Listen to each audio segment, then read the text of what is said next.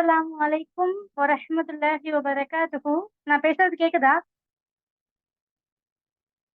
வலைக்கும் வலைக்கும் அஸ்ஸலாம். அஸ்ஸலாம் வரஹ்மத்துல்லாஹி வபரகாத்துஹு. கேக்குது மாஷா அல்ஹம்துலில்லாஹ். மாஷா அல்லாஹ் மாஷா அல்லாஹ். அல்ஹம்துலில்லாஹ் நம்ம கோர்ஸ் ஸ்டார்ட் பண்ணி 2 மந்த்ஸ் ஆச்சு அப்படிதானே? 2 மந்த்ஸ் ஆனதுல உங்களுக்கு என்னெல்லாம் அதாவது இம்ப்ரூவ்மெண்ட் நம்ம போன இம்ப்ரூவ்மெண்ட் அந்த மாதிரி இந்த அதாவது நம்ம பெற்றோர்களை பத்தி பார்த்திருக்கோம், நிறைய விஷயங்களை பத்தி இந்த 2 மாசத்துல நம்ம பார்த்திருக்கோம். உங்களுக்கு இருந்த இம்ப்ரூவ்மெண்ட் என்னலாம் அப்படி இருந்துச்சு அப்படின்னா எதுல இருந்து நீங்க ஃபர்ஸ்ட் எப்படி இருந்தீங்க, இந்த கிளாஸ் முடிஞ்சதுக்கு அப்புறம் எப்படி இருக்கீங்க? யாராவது ஒருத்தர் ஷேர் பண்ண முடியுமா?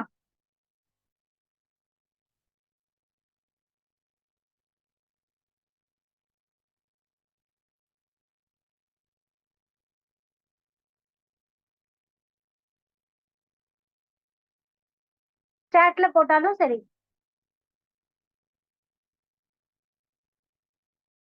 நீங்க மியூட் ஆயிடுச்சுங்க. கேக்குதா நான் பேசுறது? கேக்குது சிஸ்டர். என்ன ஹலோ, கொஸ்டின் கேக்குங்க?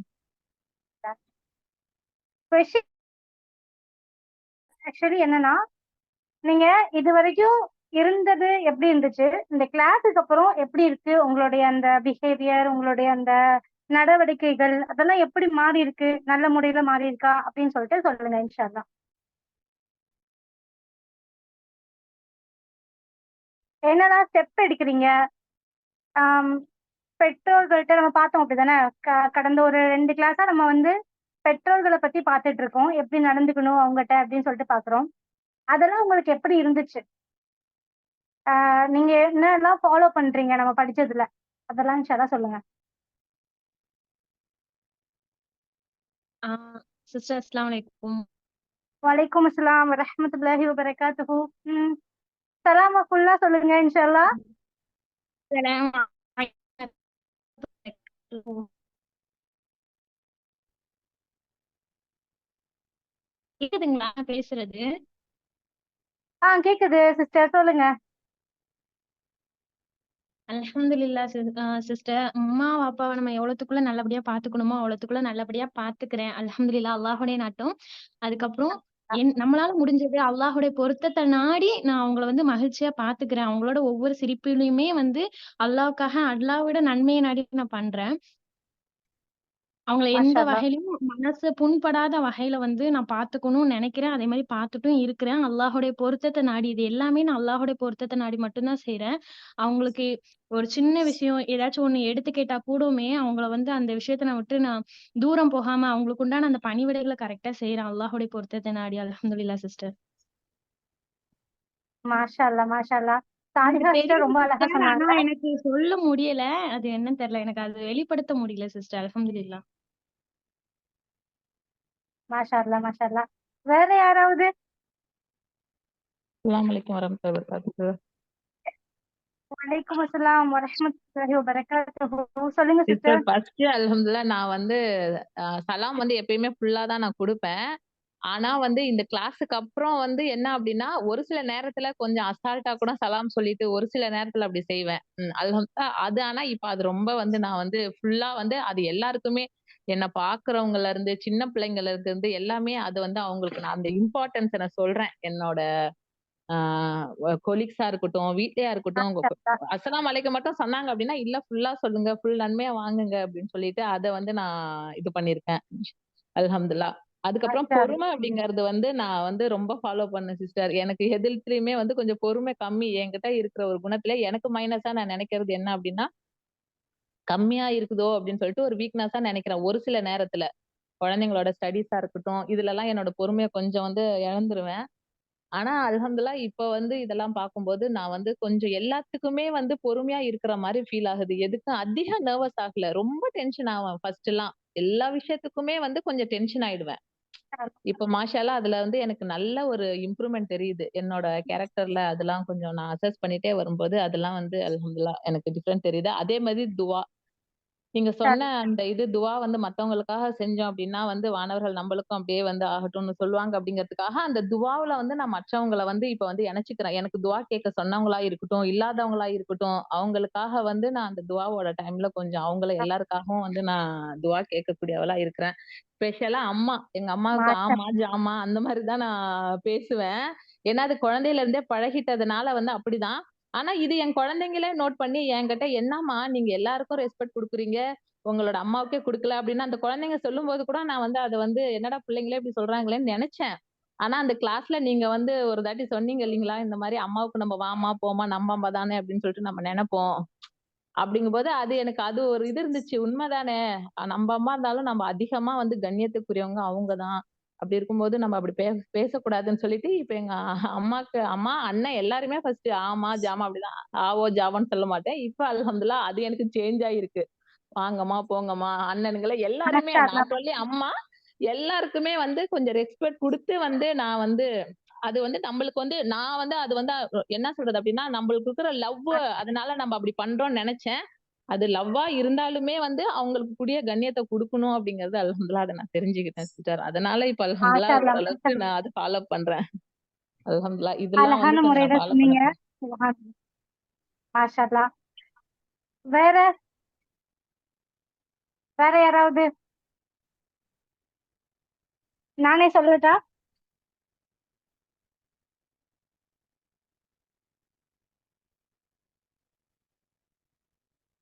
இப்போ சொன்ன 2 சிஸ்டரும் மாஷா அல்லாஹ் ரொம்ப அழகா சொன்னாங்க.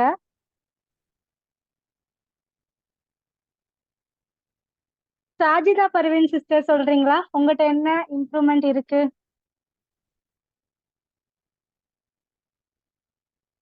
என்ன பண்ணிருக்கீங்க இம்ப்ரூவ்மெண்ட்? பயப்பட வேண்டாம், சொல்லலாம்.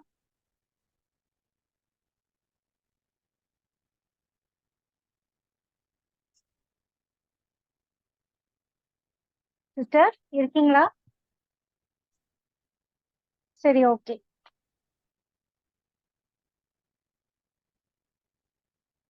நஸ்ரீன் பானு சிஸ்டர் நீங்க சொல்றீங்களா?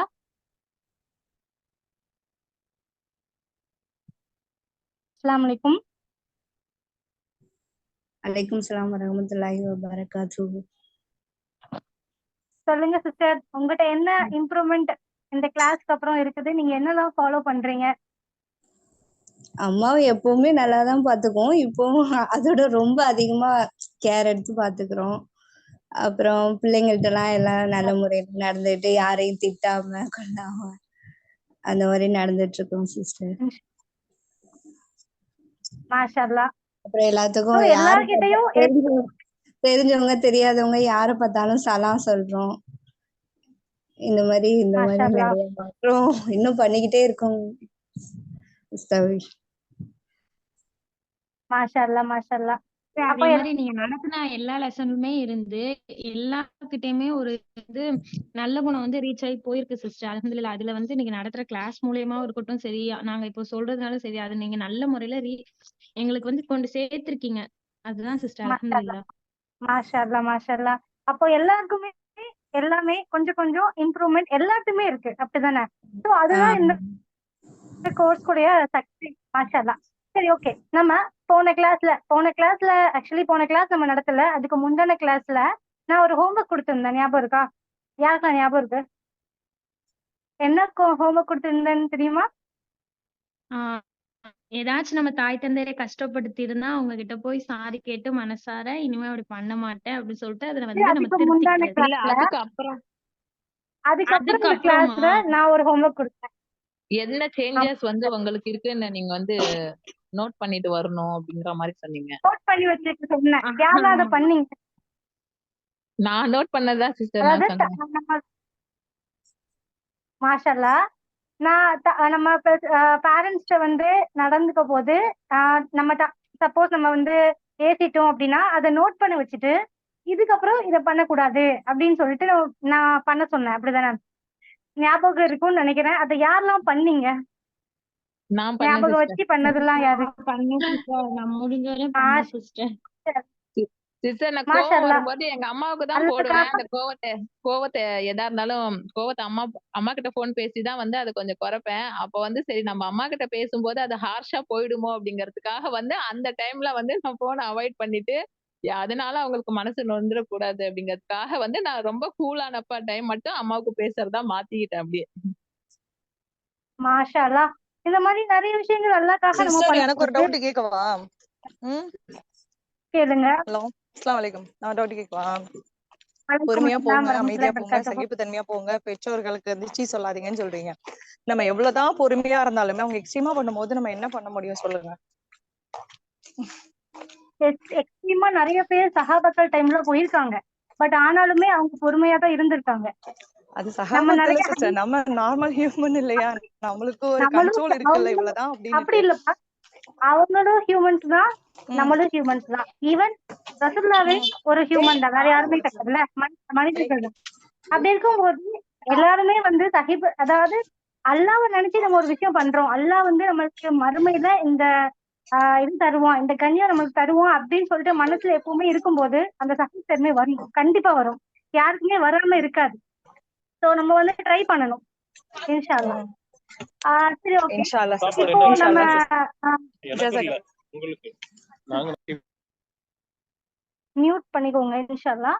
ஆம், அஸ்ஸலாமு நம்ம அலைக்கும். போன கிளாஸ்ல பெற்றோர்களை பத்தி, சோ இன்ஷா அல்லாஹ் இன்னும் இந்த கிளாஸ்ல வந்து இன்னுமே கொஞ்சம் டீடைலா பார்க்கலாம். ஓகேவா?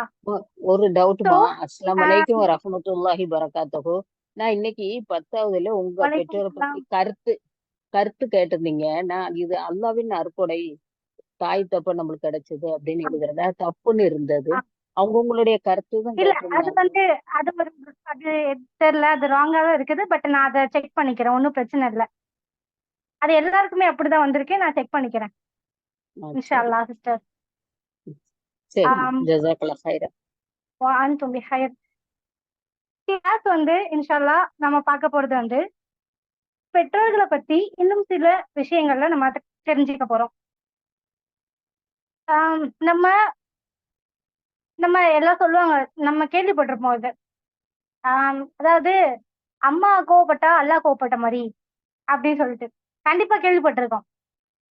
எல்லா சில பேர் சொல்லுவாங்க இந்த மாதிரி, அம்மா கோவப்படுறது வந்து அல்லாஹ் கோவப்படுற மாதிரி, அம்மாவுடைய கோவத்தை வாங்கிக்காத அப்படின்னு சொல்லிட்டு. ஏன்னா அம்மா வந்து இதாவது நம்ம பண்ணிட்டு சாபம் ஏதாவது விட்டாங்கன்னா கண்டிப்பா வந்து அது பழிக்கும்.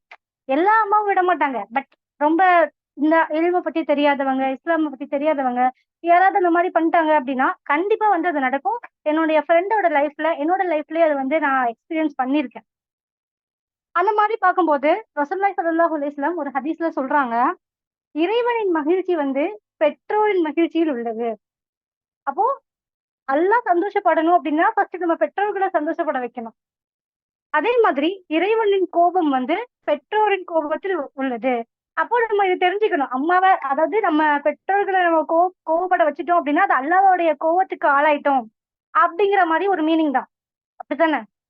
சோ அப்போ எவ்வளவு தூரத்துக்கு நம்ம கவனமா அம்மா கிட்ட வந்து கோவப்பட வைக்காம நம்ம பண்றது வந்து அது ரொம்ப முக்கியமான ஒரு விஷயம். நம்ம நினைப்போம் அம்மா தானே, நம்ம ஃபேமிலி தானே அப்படின்னு சொல்லிட்டு. ஆனா வந்து எப்பவுமே சொல்றது அதுதான். ஏன்னா அம்மாட்ட தான் நம்ம எல்லாமே சொல்லுவோம், நம்ம எல்லாமே சொல்றது அதுதான். ஆனாலுமே வந்து அல்லாஹ் சொல்றது பார்த்தா அல்லாஹ் சொல்றான், ரொம்ப ஒரு கண்ணியமான விஷயம். நம்ம வந்து பண்றது என்னன்னா ஒரு துளி கூட ஆகாது அல்லாஹ் சொல்றதுக்கு. அவ்வளவு மோசமா நம்ம வந்து நடந்துட்டு இருக்கோம் நம்ம பெற்றோர்கள்ட்ட. ஆனா வந்து இதெல்லாம் ஹதீஸ்கள், நம்ம அல்லாஹ் சொல்ற குர்ஆன் வசனம் இதெல்லாம் படிச்சு பார்க்கும்போது அவ்வளோ தூரத்துக்கு நம்ம எவ்வளோ தூரத்துக்கு வந்து பின்னாடி இருக்கோம் அப்படின்னு சொல்லிட்டு நம்ம புரிஞ்சுக்க முடியும். ஏன்னா தாய் தந்தையரை வந்து ஒரு பொக்கிஷமா நம்ம பாதுகாக்கணும். அவங்க வந்து சும்மா ஒரு தாய் தந்தை தானே அப்படின்னு சொல்லிட்டு அசால்ட்டு தனம் நிறைய இருக்கு நம்மகிட்ட. ஆனா வந்து அவங்கள வந்து எப்படி பாதுகாக்க, ஒரு டைமண்ட் மாதிரி, அதை விட ஒரு விலை மதிப்பற்ற பொருளாதான் அவங்கள நம்ம பார்க்கணும் இன்ஷா அல்லாஹ். அதுதான் நபி ஸல்லல்லாஹு அலைஹி வஸல்லம் சொல்றாங்க, இந்த மாதிரி பெற்றோரின் மகிழ்ச்சியில் இறைவனின் மகிழ்ச்சி இருக்கிறது அப்படின்னு சொல்லிட்டு. ஸோ எவ்வளவு ஒரு இம்பார்ட்டன்டான விஷயம் நம்ம வந்து பெற்றோர்களை வந்து மகிழ்ச்சி படுத்துறது. அதே மாதிரி எவ்வளவு ஒரு ஆஹ் பயங்கரமான விஷயம் பெற்றோர்களை வந்து நம்ம கோவப்படுத்துறது. அதையும் நம்ம நினைச்சு பார்க்கணும் இன்ஷா அல்லாஹ். அதே மாதிரி இன்னொரு அல்லாஹ் வந்து அவனுடைய குர்ஆன்ல சொல்லி காட்டுறான், நீங்க வந்து எனக்கும் உங்களுடைய பெற்றோர்களுக்கும் நன்றி உள்ளவர்களாக இருங்க அப்படின்னு சொல்றான். நன்றி உள்ளவர்களாக இருங்க அப்படின்னா என்ன அர்த்தம்?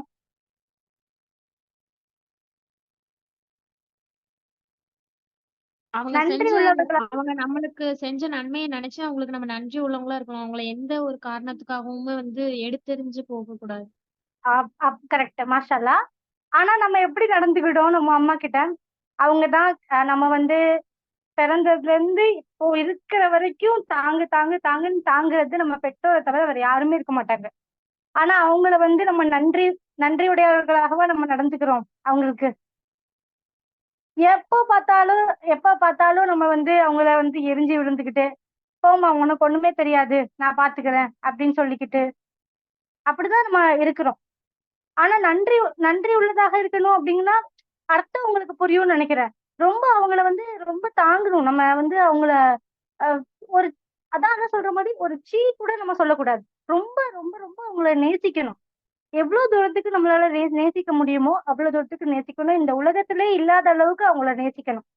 அந்த மாதிரி ஒரு யாரா இருந்தாலும் சரி, அவங்க வந்து நம்மளுக்கு சரியான அம்மா அப்பாவா, அதாவது எப்படி சொல்றது, அவங்க அவங்களுடைய கடமைகள் நம்மளுக்கு செய்ய வேண்டிய கடமைகளை அவங்க செய்யாவிட்டாலும் சரி, இல்ல அவங்க வந்து ரொம்ப நம்மகிட்ட எரிஞ்சு விழுந்தாலும் சரி, நம்ம செய்ய வேண்டிய கடமைகளை கரெக்டா செஞ்சிடணும். அது அல்லாஹ் பார்த்துட்டு இருக்கான் அப்படிங்கிறதுக்காக.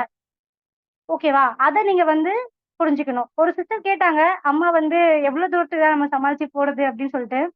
ஆனா அவங்க பண்றது இந்த உலகம் ஃபர்ஸ்ட் நம்ம புரிஞ்சுக்கணும். இந்த உலகம் நிரந்தரமே கிடையாது. இந்த உலகத்துல வந்து இன்னைக்கு இருப்போம், நாளைக்கு இருப்போமான்னு தெரியாது. நாளைக்கு என்ன, இந்த அடுத்த நிமிஷம் நம்ம இருப்போமான்னு தெரியாது. அப்படிங்கிற உலகம் தான் இது. இந்த உலகத்துல எல்லாமே நம்மளுக்கு எல்லாம் சோதனையா தான் வச்சிருக்கோம். அப்படி இருக்கும்போது நம்மளுக்கு தாய் தந்தரையோ சில பேருக்கு சோதனையா வச்சிருந்தான் அப்படின்னா அதையும் நம்ம அல்லாவுக்காக பொறுத்து போகணும். ஏன்னா மறுமையில வந்து அல்லாஹ் அதுக்கான நற்கூலியை வந்து நம்மளுக்கு தருவான். அந்த ஒரு தாட் தான் நம்மளுக்கு இருக்கணும். இந்த உலக வாழ்க்கையில வந்து அவங்க இப்படி பாத்துக்க மாட்டேங்கிறாங்க, இப்படி அவங்க பண்றாங்க, நம்ம எப்படி பண்றது அப்படின்னு சொல்லிட்டு நினைச்சிட்டு இருந்தோம் அப்படின்னா மறுமையில் நம்மளுக்கு கிடைக்காம போறதுக்கு வாய்ப்பு இருக்கு. அதனால நம்ம கண்டிப்பா வந்து இந்த உலகத்துல நம்ம செய்ய வேண்டிய கடமையை வந்து கரெக்டா செஞ்சிடணும். ஏன்னா அல்லாஹ் சொல்றான்ல, நம்ம வந்து பெற்றோர்களை வந்து ஒழுங்கா பாத்துக்கலன்னா நம்மளுக்கு நரகம் தான் அப்படின்னு சொல்றான். அப்போ அந்த நரகத்தை நம்ம போறதுக்கு இங்க சகிச்சுக்கிட்டு நம்ம போயிடலாம் இன்ஷா அல்லாஹ்.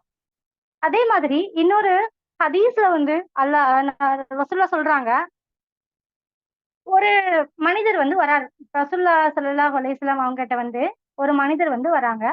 வந்து என்ன சொல்றாங்க அப்படின்னா, நான் வந்து இந்த மாதிரி இங்க போறேன், அதாவது ஹஜ்ஜுக்கு போறேன் அப்படின்னு சொல்லிட்டு சொல்றாங்க. நான் ஹஜ்ஜுக்கு போறேன். நான் வந்து என்னுடைய பெற்றோர்களை வந்து அழ வச்சுட்டேன். அந்த ஒரு காரணத்தினால அழ வச்சுட்டேன். எதுக்காக ஹஜ்ஜுக்கு போறேன், தனியா விட்டுட்டு போயிடுவேன். அந்த ஒரு காரணத்துக்காக நான் என்னுடைய பெற்றோர்களை வந்து நான் அழ வச்சுட்டேன் அப்படின்னு சொல்லிட்டு ரசூலுல்லாஹ்ட்ட அந்த மனிதர் வந்து சொல்றாங்க. அப்படி சொல்லும்போது ரசூலுல்லாஹ் ஸல்லல்லாஹு அலைஹி வஸல்லம் என்ன சொல்றாங்க அப்படின்னா, முதல்ல நீங்க அவங்க கிட்ட போங்க. நீங்க வந்து ஹஜ்ஜுக்கு போகாதீங்க. ஃபர்ஸ்ட் உங்க தாய் தந்தையிட்ட போங்க. நீங்க எப்படி அவங்கள அழ வச்சீங்களோ அதே மாதிரி அவங்கள சிரிக்கவும் வைங்க அப்படின்னு சொல்லிட்டு சொல்றாங்க. ஹஜ் எவ்வளவு பெரிய ஒரு புனித பயணம், எல்லாருக்குமே தெரிஞ்ச விஷயம் அப்படித்தானே? அப்போ பெற்றோர்கள் அங்க அழுதுட்டு இருக்காங்க. ஆனா இவங்க வந்து ஹஜ்ஜுக்கு போறாங்க. அப்போ அத நபி ஸல்லல்லாஹு அலைஹி வஸல்லம் தடுத்திருக்காங்க. நீங்க பெற்றோர்களை அழ வச்சுட்டு ஹஜ்ஜுக்கு போகாதீங்க அப்படின்னு சொல்லியிருக்காங்க. அப்படின்னா என்ன? பெற்றோர்கள் அங்க அழுதுட்டு இருக்காங்க, இவங்க ஹஜ்ஜுக்கு போனாங்கன்னா ஒரு யூஸும் கிடையாது அதுல. அப்படிதானே அர்த்தம்? எல்லாமே நம்ம வந்து பெற்றோர்களை ஒரு விஷயத்துல நம்ம காயப்படுத்திட்டு எந்த ஒரு விஷயத்தையும் செஞ்சாலுமே அதுல வந்து அல்லாஹ்வுடைய இது இருக்காது. அதுதான் ஒரு உண்மையான விஷயம். எந்த ஒரு பெற்றோருமே வந்து நம்மளுக்கு இப்படி கெடுதல் வந்து நினைக்க மாட்டாங்க. கண்டிப்பா நினைக்க மாட்டாங்க. பெற்றோர் எப்பவுமே வந்து தன்னுடைய பிள்ளைங்க நல்லா இருக்கணும் அப்படிங்கிற ஒரு மைண்ட் செட்ல தான் அவங்க வந்து இருப்பாங்க. எப்பவுமே நம்ம வந்து கெட்டு போயிடணும் அப்படின்னு சொல்லிட்டு நினைக்க மாட்டாங்க.